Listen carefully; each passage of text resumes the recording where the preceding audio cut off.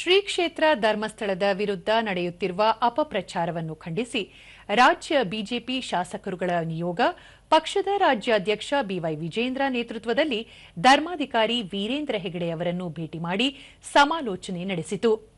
ಈ ವೇಳೆ ವಿಧಾನ ಪರಿಷತ್ನ ವಿರೋಧ ಪಕ್ಷದ ನಾಯಕ ಛಲವಾದಿ ನಾರಾಯಣಸ್ವಾಮಿ, ವಿರೋಧ ಪಕ್ಷದ ಮುಖ್ಯ ಸಚೇತಕ ರವಿಕುಮಾರ್, ವಿಧಾನ ಪರಿಷತ್ ಸದಸ್ಯ ಸಿಟಿ ರವಿ, ಶಾಸಕರಾದ ಹರೀಶ್ ಪೂಂಜಾ, ಭಗೀರಥ ಮುರುಳ್ಯ, ಸಿಮೆಂಟ್ ಮಂಜು, ಟಿಎಸ್ ಶ್ರೀವತ್ಸ ಸೇರಿದಂತೆ ದಕ್ಷಿಣ ಕನ್ನಡ ಜಿಲ್ಲೆಯ ಹಲವು ಶಾಸಕರು ಉಪಸ್ಥಿತರಿದ್ದರು. ಇದೇ ವೇಳೆ ಶಾಸಕರು ನಿಯೋಗ ಶ್ರೀ ಮಂಜುನಾಥ ಸ್ವಾಮಿಯ ದರ್ಶನ ಪಡೆದರು.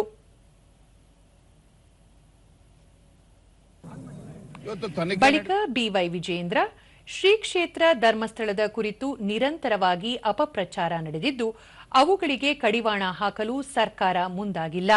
ಈ ನಿಟ್ಟಿನಲ್ಲಿ ಮುಖ್ಯಮಂತ್ರಿಗಳು ರಾಜ್ಯದ ಜನತೆಯ ಕ್ಷಮೆ ಕೋರಬೇಕು ಎಂದು ಆಗ್ರಹಿಸಿದರು.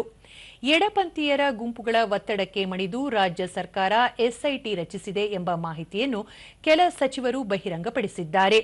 ಧರ್ಮಸ್ಥಳದ ಬಗ್ಗೆ ಅಪಪ್ರಚಾರ ನಿಲ್ಲಿಸಬೇಕು, ಅಪಪ್ರಚಾರದ ಹಿಂದಿರುವ ಶಕ್ತಿಗಳ ಕುರಿತು ಸರ್ಕಾರ ತನಿಖೆ ನಡೆಸಬೇಕು ಎಂದು ಹೇಳಿದರು. ಮಾತನ್ನ ಅವರು ಕೂಡ ಉಲ್ಲೇಖ ಮಾಡಿದ್ದಾರೆ. ಇವತ್ತು ನಾವಿಲ್ಲಿ ಬಂದಿರತಕ್ಕಂಥದ್ದು ಅಥವಾ ನಾವು ಇಷ್ಟೇನೆ, ಇವತ್ತೇನು ತನಿಖೆ ನಡೀತಾ ಇದೆ, ತನಿಖೆಯ ಬರದಲ್ಲಿ ಏನು ಅಪಪ್ರಚಾರಗಳು ನಡೀತಾ ಇದೆ, ಈ ಅಪಪ್ರಚಾರಕ್ಕೆ ಕಡಿವಾಣ ಆಗ್ತಕ್ಕಂಥ ಕೆಲಸ ಯಾರು ಮಾಡಬೇಕು? ರಾಜ್ಯ ಸರ್ಕಾರವೇ ಮಾಡಬೇಕಾಗಿತ್ತು. ರಾಜ್ಯ ಸರ್ಕಾರ ಈ ಅಪಪ್ರಚಾರಗಳಿಗೆ ಕಡಿವಾಣ ಹಾಕ್ದೇನೆ ಇವತ್ತು ಅಪರಾಧವನ್ನೇ ಎಸಗಿದೆ. ಛಲವಾದಿ ನಾರಾಯಣಸ್ವಾಮಿ, ಧರ್ಮಸ್ಥಳಕ್ಕೆ ಕಳಂಕ ತರುವ ಕೆಲಸವನ್ನು ಎಡಪಂಥೀಯರು ಮಾಡುತ್ತಿದ್ದು, ಅವರೊಂದಿಗೆ ಕಾಂಗ್ರೆಸ್ ಸರ್ಕಾರವೂ ಸೇರಿದೆ ಎನ್ನುವುದು ಭಕ್ತರ ಅನಿಸಿಕೆಯಾಗಿದೆ. ಧರ್ಮಸ್ಥಳದ ಮೇಲಿನ ಆರೋಪ ಸಂಪೂರ್ಣ ಸುಳ್ಳು ಎಂದು ಹೇಳಿದರು. ಒಂದು ಷಡ್ಯಂತ್ರ, ಕಳಂಕ ಹಚ್ಚುವ ಒಂದು ಕಾರ್ಯವನ್ನ ಈ ಏನು ಎಡಪಂಥೀಯರಿದ್ದಾರೆ ಅವರ ಜೊತೆಯಲ್ಲಿ ಈ ಸರ್ಕಾರವೂ ಸೇರಿದೆ ಅಂತಕ್ಕಂಥದ್ದು ಭಕ್ತರ ಅನಿಸಿಕೆ. ಸಿಟಿ ರವಿ, ಧರ್ಮಸ್ಥಳದ ವಿರುದ್ಧ ಷಡ್ಯಂತ್ರ ನಡೆಸಿದ್ದು, ಈ ಸಂಬಂಧ ತನಿಖೆಯಾಗಬೇಕಾಗಿದೆ.